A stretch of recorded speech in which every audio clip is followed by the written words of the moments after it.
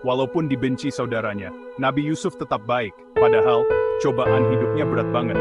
Tapi, Nabi Yusuf tetap sabar, beliau selalu percaya sama Allah. Nabi Yusuf itu contoh nyata, kalau kebaikan hati bisa menang melawan kejahatan.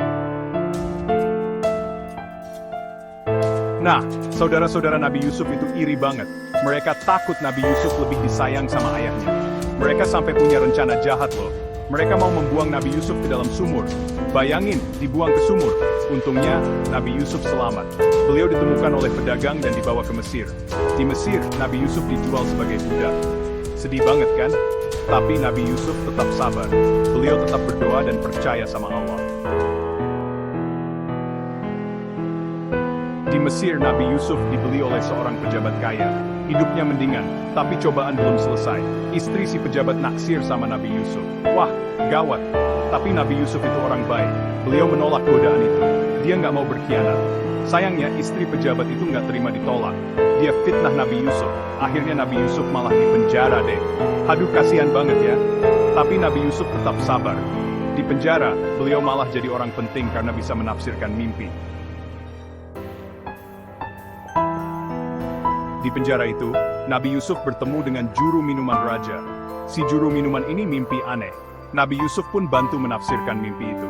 Ternyata tafsiran Nabi Yusuf tepat. Raja pun dengar tentang Nabi Yusuf yang pintar. Raja juga lagi mimpi buruk nih. Raja panggil Nabi Yusuf untuk menafsirkan mimpinya. Nabi Yusuf pun menjelaskan arti mimpi raja dengan tenang dan bijaksana.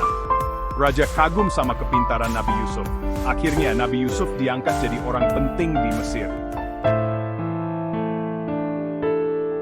Ingat sama saudara-saudara Nabi Yusuf yang jahat itu? Nah, suatu hari mereka datang ke Mesir karena negaranya dilanda paceklik. Mereka butuh bantuan makanan. Mereka nggak tahu kalau pejabat yang ngurusin makanan itu adalah Nabi Yusuf. Nabi Yusuf akhirnya ngungkapin identitasnya. Saudara-saudaranya kaget dan malu banget. Mereka takut dihukum. Tapi apa yang dilakukan Nabi Yusuf? Beliau memaafkan mereka. Nabi Yusuf bahkan memeluk saudara-saudaranya. Kisah Nabi Yusuf ini penuh hikmah, teman-teman. Kita belajar tentang kesabaran, keteguhan iman, dan pentingnya memaafkan. Nabi Yusuf itu contoh nyata, kalau kebaikan hati akan selalu menang. Yuk kita tiru sifat-sifat mulia Nabi Yusuf. Sabar saat menghadapi masalah, tetap baik hati meskipun disakiti, dan yang penting selalu memaafkan kesalahan orang lain. Semoga kita semua bisa meneladani Nabi Yusuf ya.